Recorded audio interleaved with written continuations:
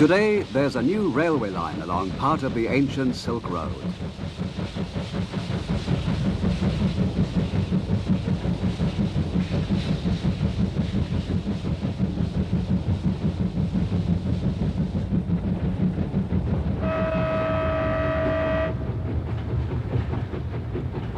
It's called the Nanjing Railway. It runs for about 476 kilometers, or 300 miles, between Turfan in the Xinjiang Uyghur Autonomous Region to the town of Korla, through the Gobi Desert, past the Shan Mountains, and straight across the Taklamakan Desert.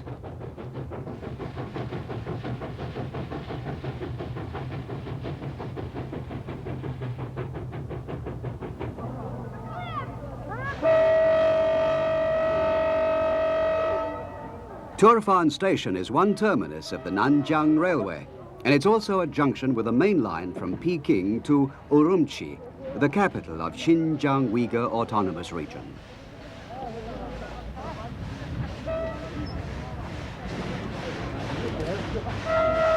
Our journey began here in Turfan, an oasis city on the Silk Road with a long history.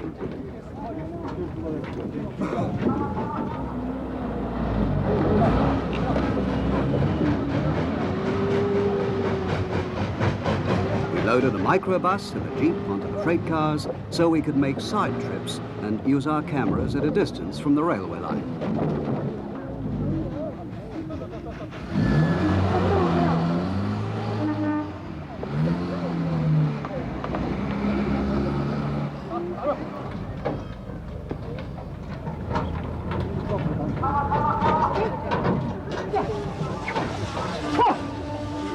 We also loaded some camels onto the train, because on the part of the Silk Road that lies across the Tian Mountains, there are still some places which you can only visit on horseback or by camel.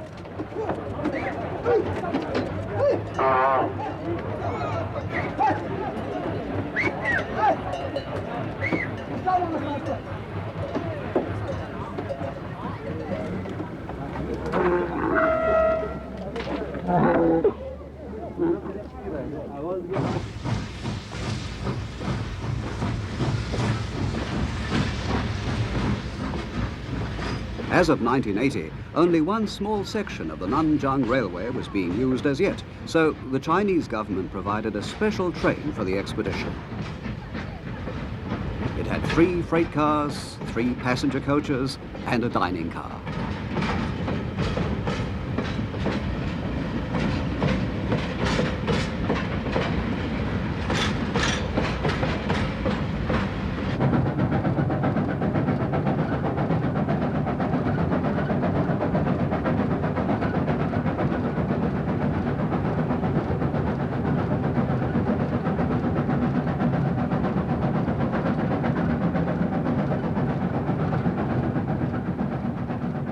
As soon as we'd left Turfan, we were in the Gobi Desert, which extends as far as you can see. The train passes through the desert on the way to the Tian Shan Mountains, which rise to peaks of more than 4,000 meters, or 12,000 feet.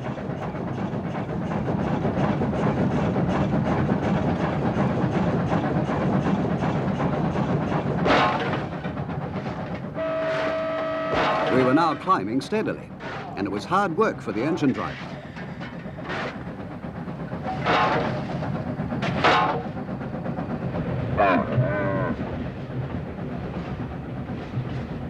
It was the first time the camels had ever traveled by train, and it seemed very different to them from walking the sands of the desert.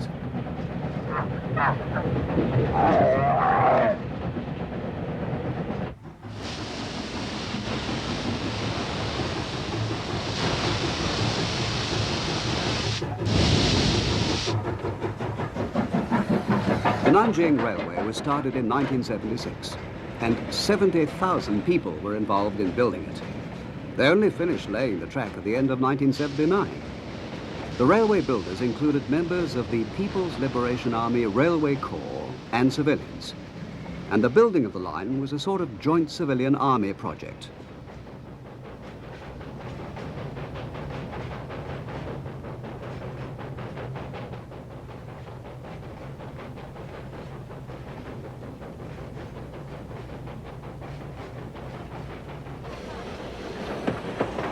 About 140 kilometers or 100 miles and 3 hours after leaving Turfan, we came to Iargo station.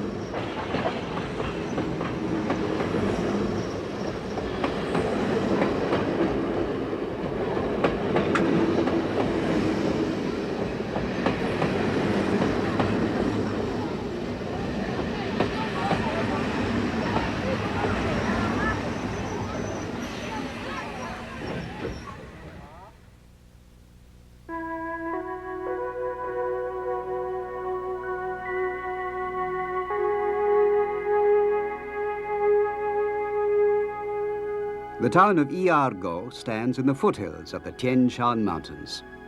It's quite a new town, specially built in the wilderness for the construction of the railway.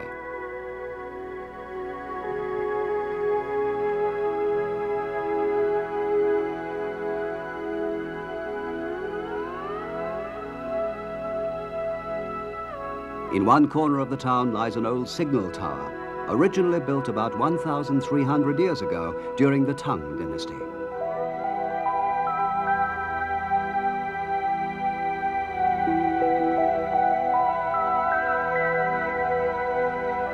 It was made of rounded boulders and has been witness to the rise and fall of many different people since it was built.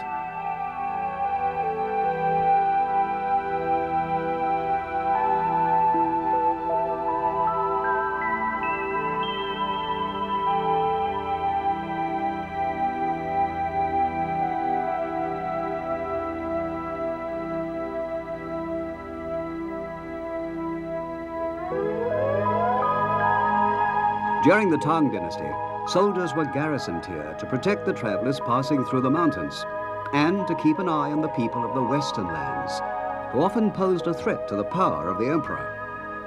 Here you can find many ancient forts like this one.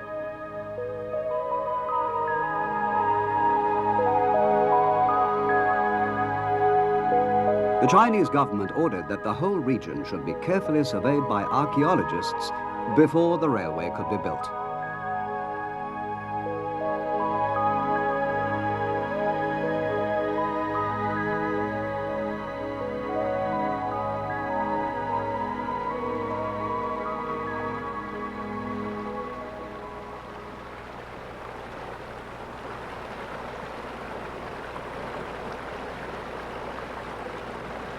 This is the Ara, a fertile valley which runs past Iargo deep into the Tian Shan Mountains, and many ancient grave mounds have been found here and excavated.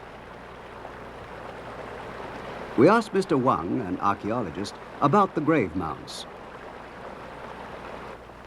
Is this where the grave mounds were found? Yes, and that area over there too has many mounds. Some of them lie alongside the ditch.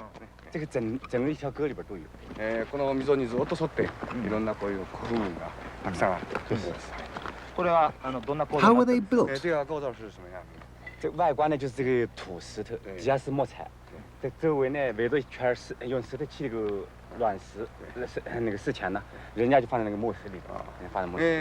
Well, they were dug about 2 meters or 6 feet deep and lined with rough stones and then covered with planks and a mound of earth.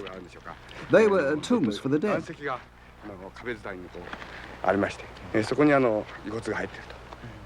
What did you find inside, apart from the remains of the dead?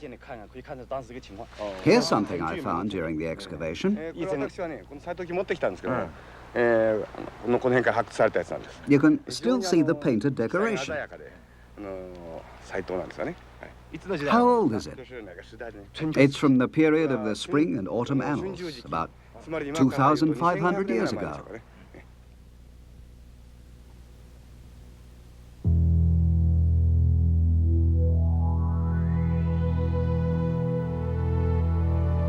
This relief of a lion was excavated from one of the grave mounds. It's made of pure gold.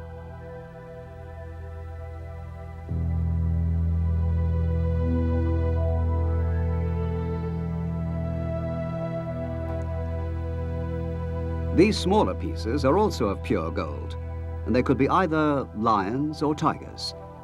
The archaeologists think that this is a belt plug. Similar objects have been found at sites of the same age in Iran and also in the tombs of the ancient Scythian people in the USSR.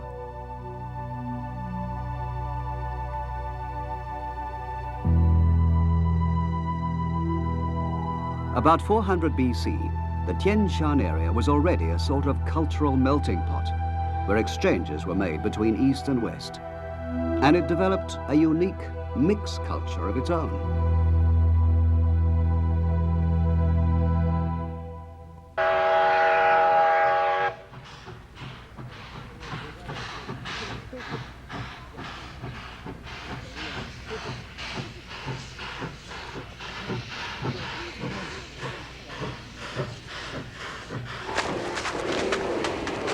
The main work of building the Nanjing Railway was done by the PLA Railway Corps.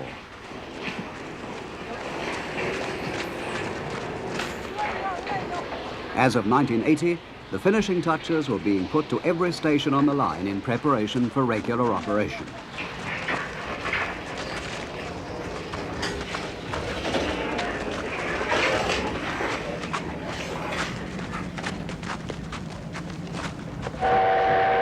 Here's a steam locomotive of a kind that's popular among railway buffs everywhere, and which has been built in China since the 50s.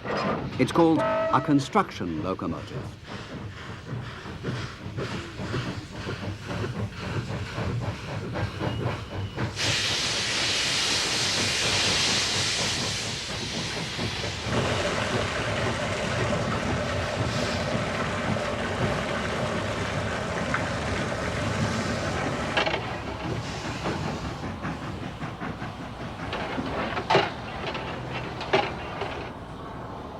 This is called a liberation locomotive, and it's of an old design once used on the Manchurian Railway.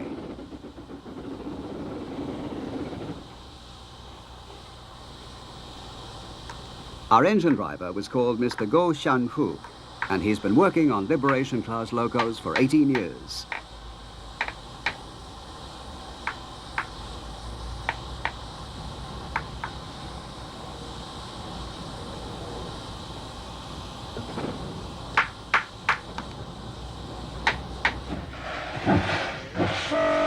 Beyond Iargo, the railway is under army control. They were making tests all along the track to prepare for the opening. The expedition made its way by working on the test train schedule.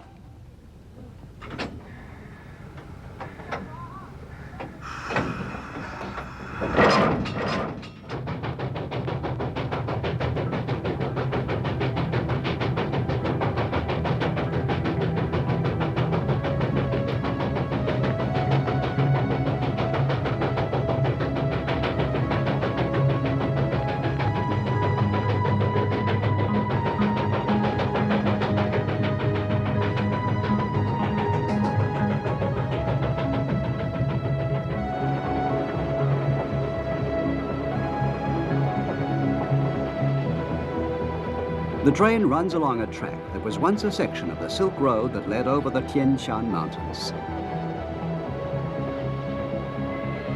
There are two ways to Kola, and one goes through the wastes of the Taklamakan Desert.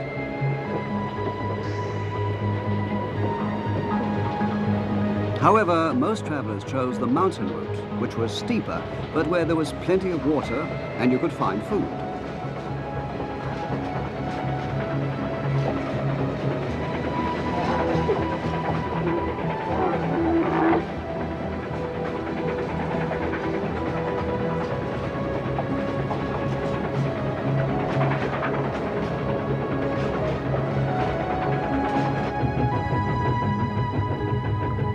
The train's now approaching the foothills of the Tian Mountains, and the way is steeper.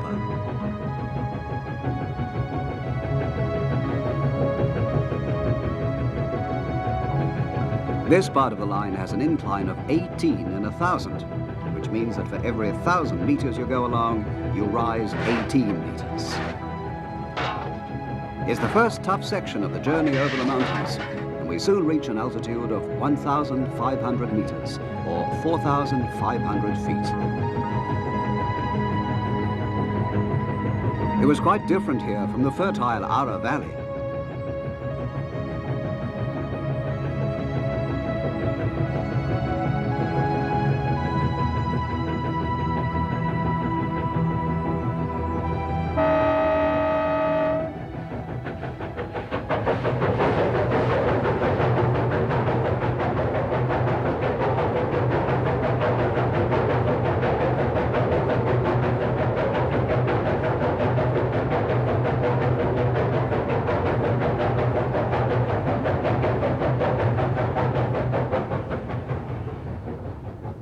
were no trees or grass, the scenery became much rougher, and the train passed through one tunnel after another.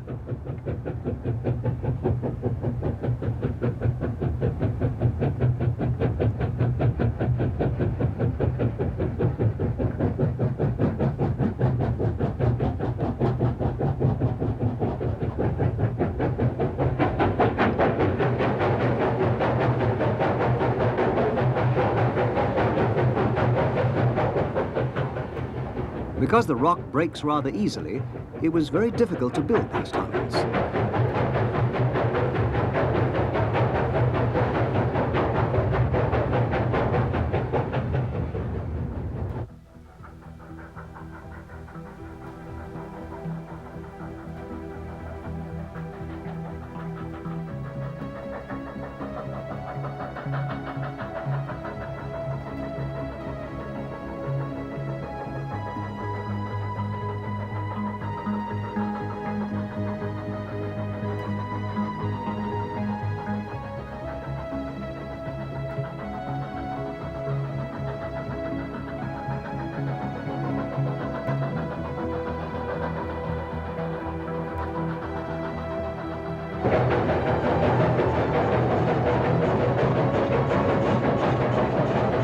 There are 29 tunnels on the Nanjiang Railway, from 60 to 6,000 meters in length.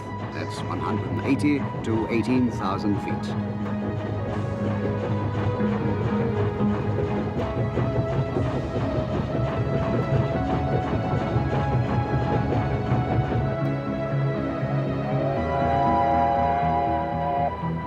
There are also 36 viaducts and bridges. The steep sides of the valleys have been traversed by zigzags to avoid too great an incline.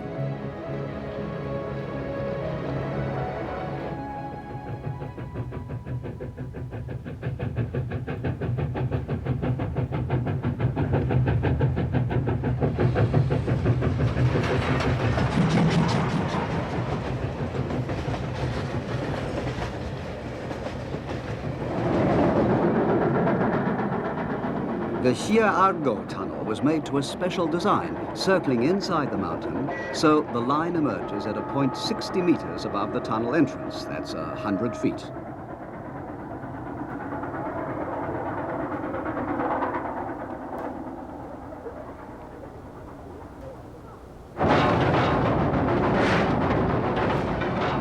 Inside, the line is very steep, and 2 locomotives are necessary to pull a long train through the tunnel. It was hard work for our locomotive, which puffed frantically to get through.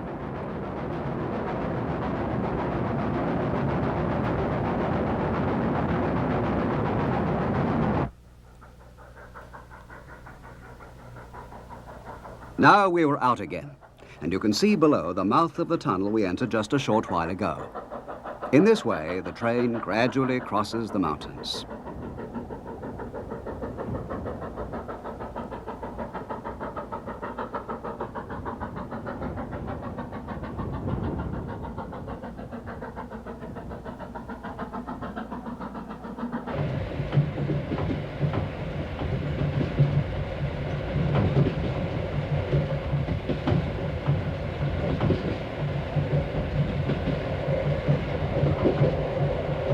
The special train for the expedition was a first-class Pullman type, called a Zhuangguo train. It had big compartments and was very comfortable. The kitchen, of course, was coal burning. The head chef, who was 69 years old, and 2 assistants, worked hard to provide us with the best possible fare.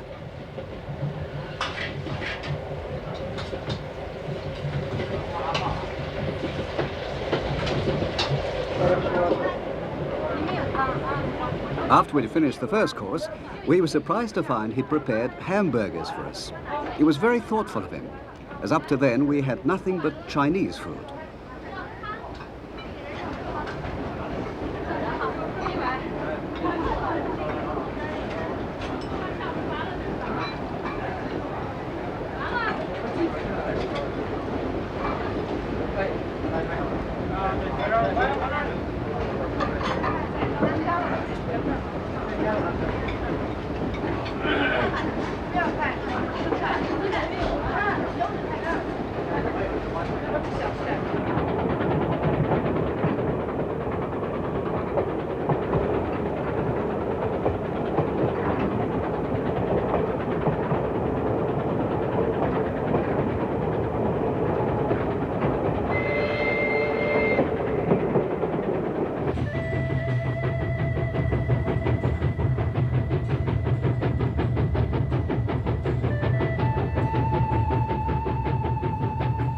Now the altitude was 2,500 meters, 7,500 feet. But it was still only part of the way to the highest point. The huge locomotive was already straining at the steepness of the slope.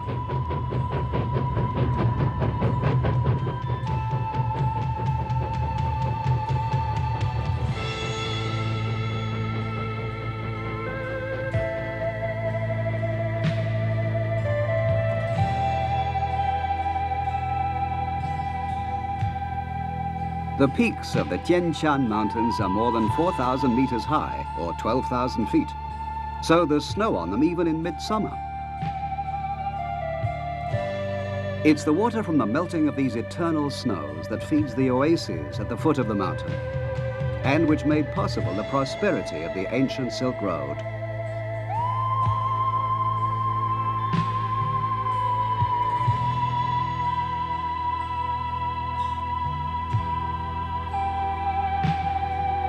This area is a pasture land for nomadic tribesmen who welcomed us from horseback.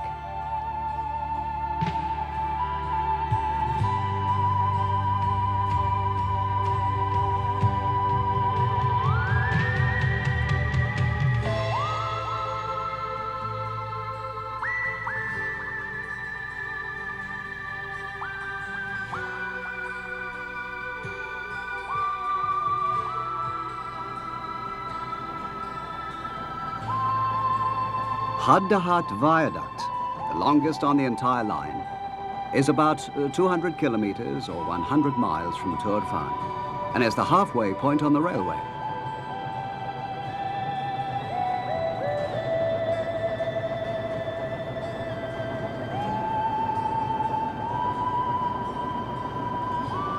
Here, the nomads have to bring everything they need by horse and camel from Turfan, a journey that takes them more than a week.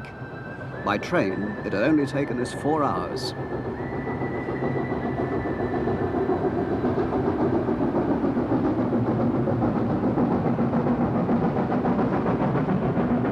The new railway will be very important to these people.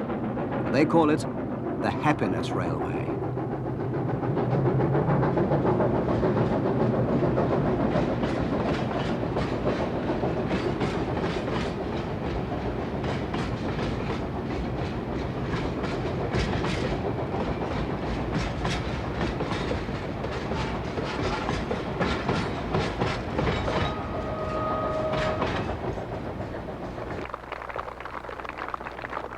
Standing in their pastures, the nomads greeted us as we looked at them from the train windows.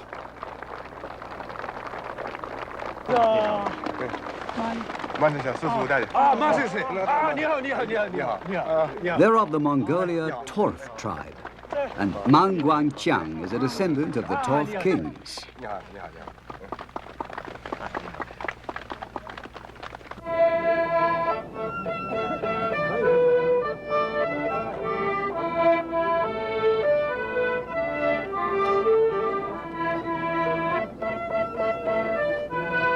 At the beginning of the 17th century, they lived north of the Tian mountains on the Jungal plains. Then, as the result of tribal fighting, they left that area and drifted as far away as the Volga River in Russia.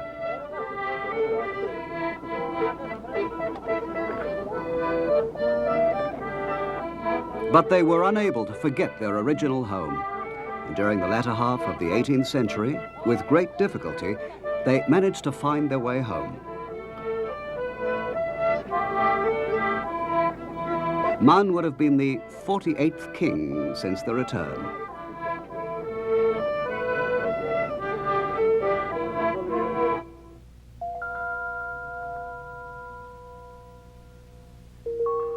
The great emperor Qianlong of the Qing dynasty was trying hard just at the time to bring all the Western lands tribes under Chinese control. So he was very pleased that the Torft had come back. He gave them 5 different pasture areas and 8 silver seals.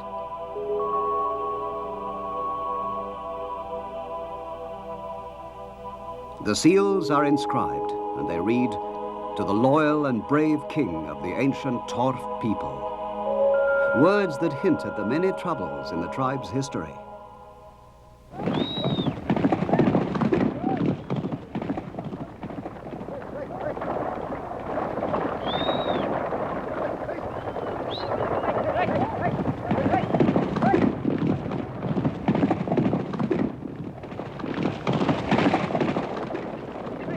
Today, the Torft still wander the Shan mountains with their livestock, herd them with lassos, and live in tents. They still show the pristine vigor of the nomadic peoples of the Silk Road.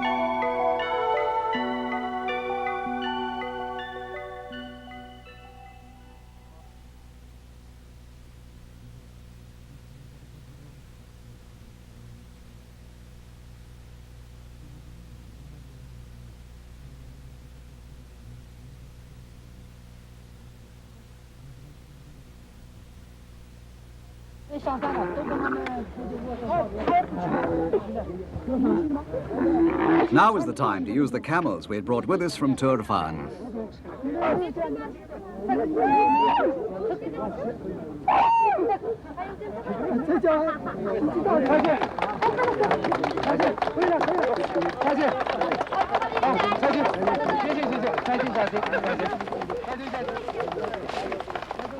We'd decided to try to negotiate a steep mountain pass by camel to discover for ourselves the difficulties that ancient travelers had to traverse the mountains.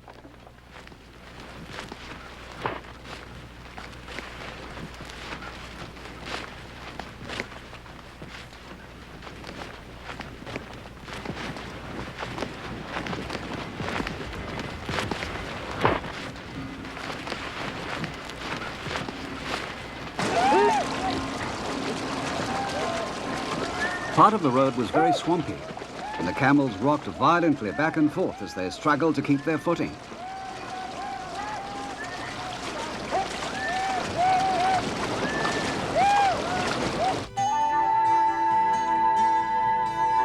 Camels are very good in the desert, but they're not nearly so good on a mountain.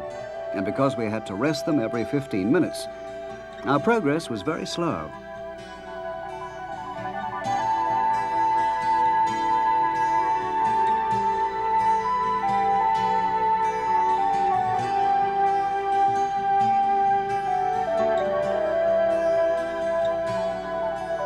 After 5 hours, we had ascended to 3,500 meters, or 10,000 feet, and passed into a region of everlasting snow.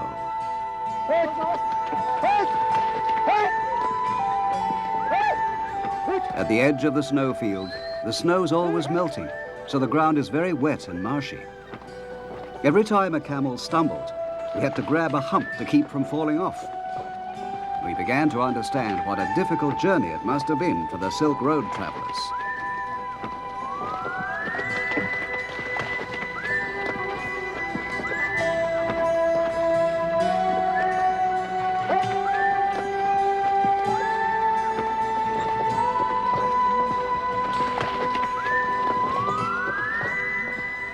After 7 hours, we finally reached the pass, which is at an altitude of 3,800 meters, 12,000 feet.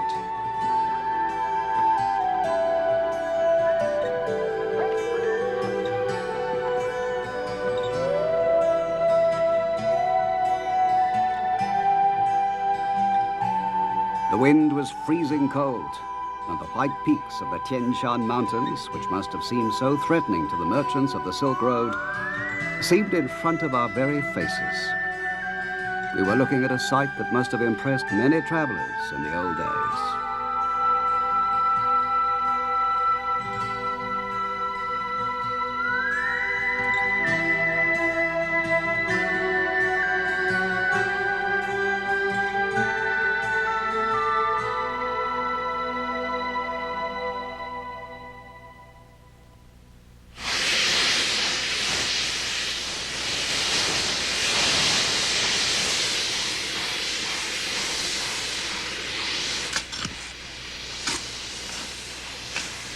After we'd returned to the pastures, we boarded the train again. We were going to make the same trip again, but this time by railway. Because it's to go to the highest point on the Nanjiang Railway, the locomotive is checked with great care.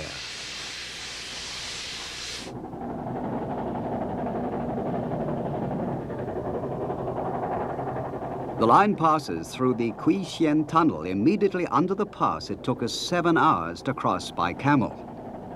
The train made the trip in exactly 30 minutes.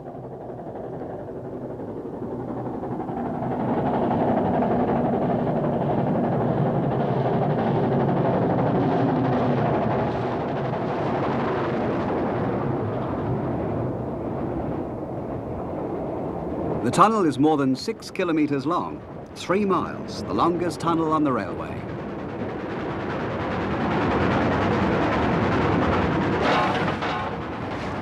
It's also the highest point. It has an altitude of more than 3,000 meters, 10,000 feet.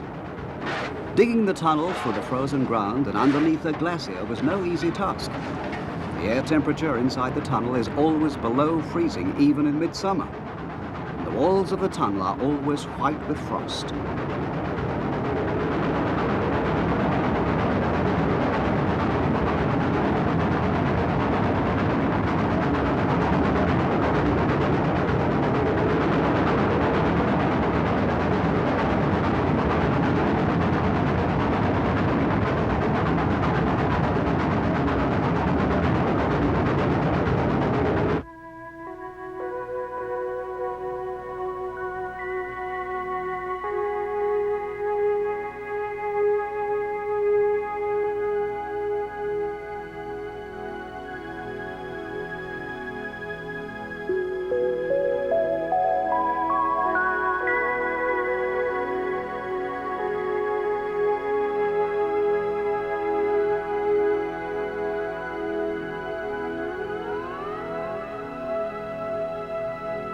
As soon as we had emerged from the tunnel, we could see that the scenery had completely changed.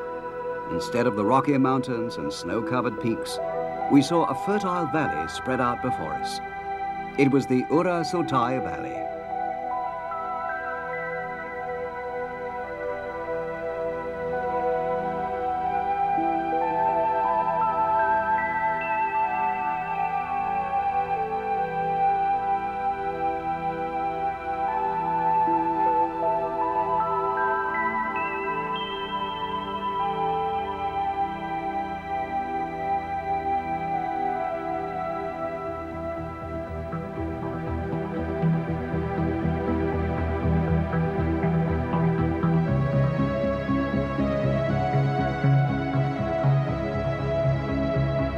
This strip of green leads from the Shan Mountains to the Taklamakan Desert. On either side of the valley, steep slopes carry melting snow from the mountain to feed the river at the bottom, a river that flows all the way to the desert.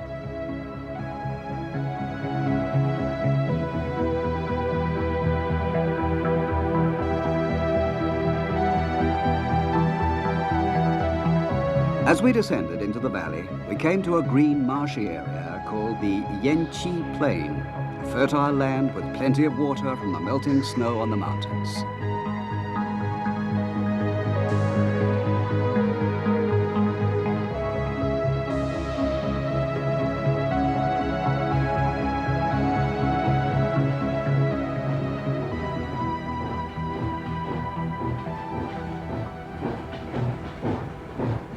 The Nanjiang Railway was built in sections from the Turfan terminus, and this section had only been laid a short while before we arrived.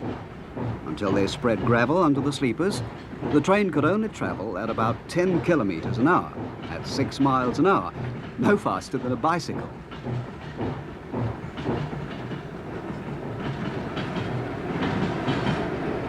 Yanqi is a Silk Road oasis town with a very long history.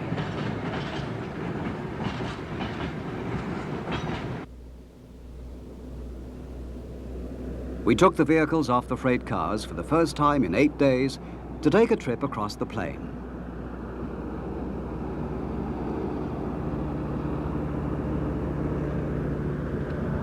This is the Kaidu River, which was once an icy torrent flowing down from the Shan mountains. Now it's been controlled and flows gently through the plain.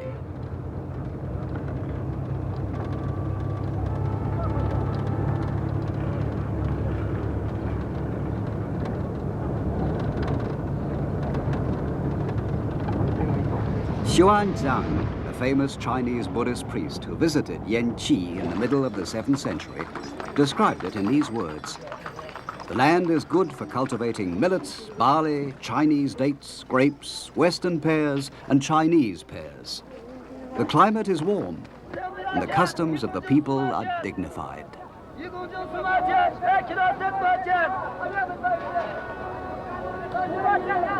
We went to take a look at an open-air market in the middle of the town and found it full of excellent fruit and vegetables.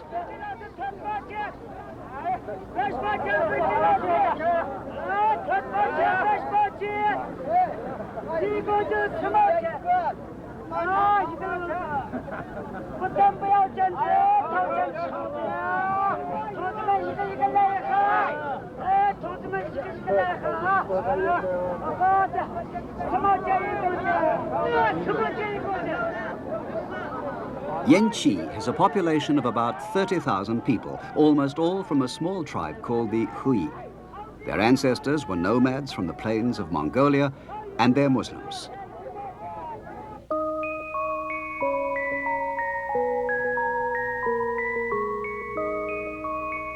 But during the Tang dynasty, when Xuanzang came here, it was a Buddhist city with 10 temples and more than 2,000 priests.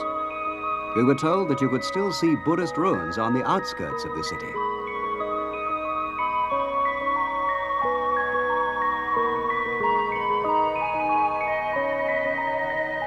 They were talking about these, the Shikushin 1,000 Buddha caves. The ruins cover an area of about a square kilometer, but they've been so completely destroyed that it's hard to make them out at all.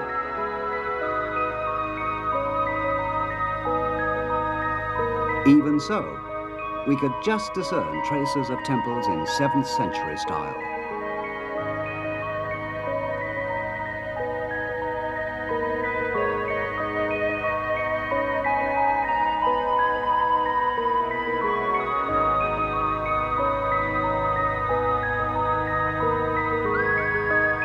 We heard that the people who live here often collect objects from the ruins. We spoke to a man who had found something in the ruins. Did you find this here? Yes, right here. May I see it for a moment?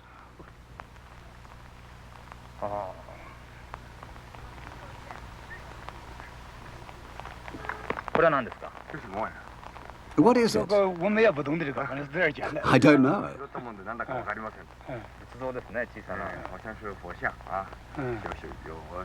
It looks like a tiny Buddhist image. Perhaps it's valuable.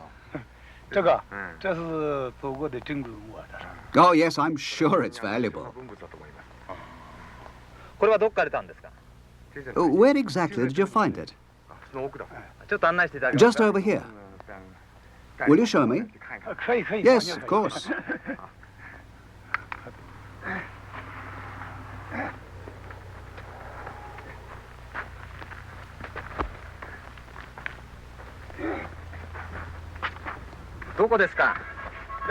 Was it here? Yes, just there.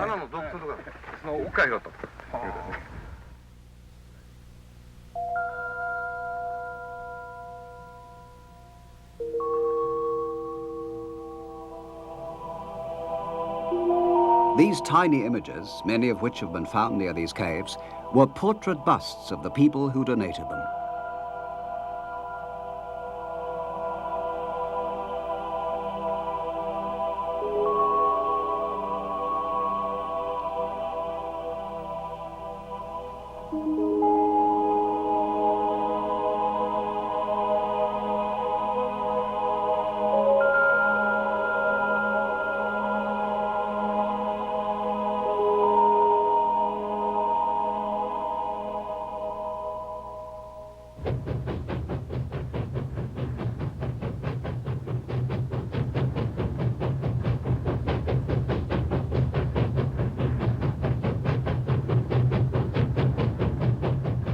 On the morning of the 10th day since we'd left Turfan, the train puffed out at Yanqi and headed for Korla, the last station on the line.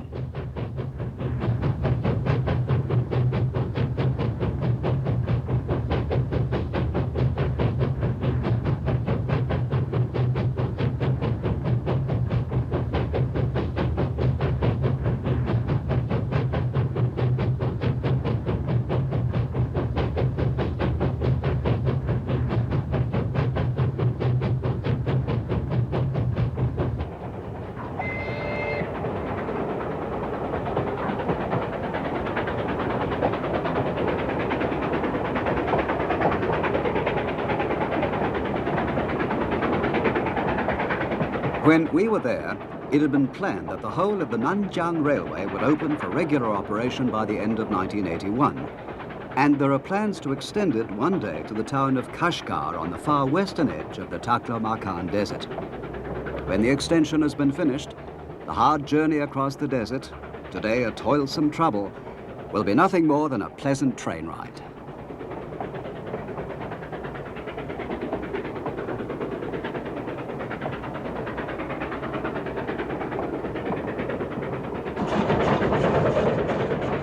The railway will make an important contribution to the development of the autonomous region and of the Taklamakan Desert, both of which used to be regarded as marginal areas.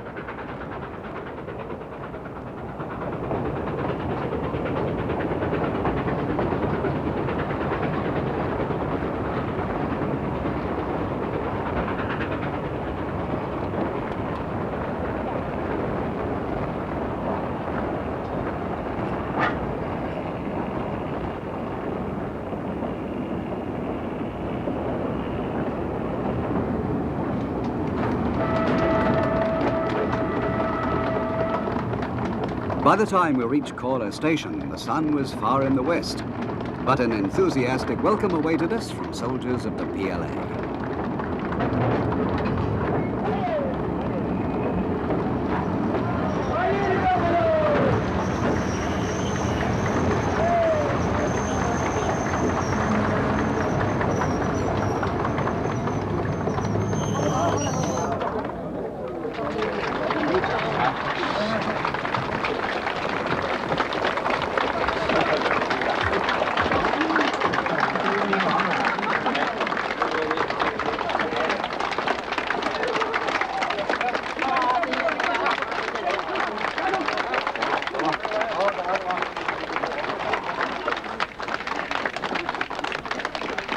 Our journey over the most difficult parts of the Shan Mountains, the 476 kilometers or the 300 miles between Turfan and Korla, was finally over.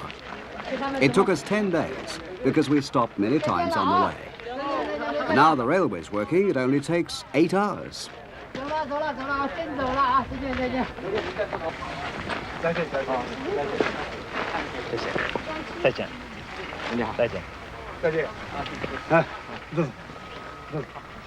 Even the Silk Road is changing today.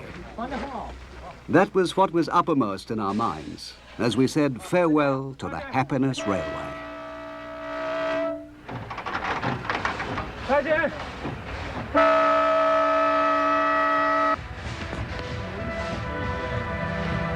Tian!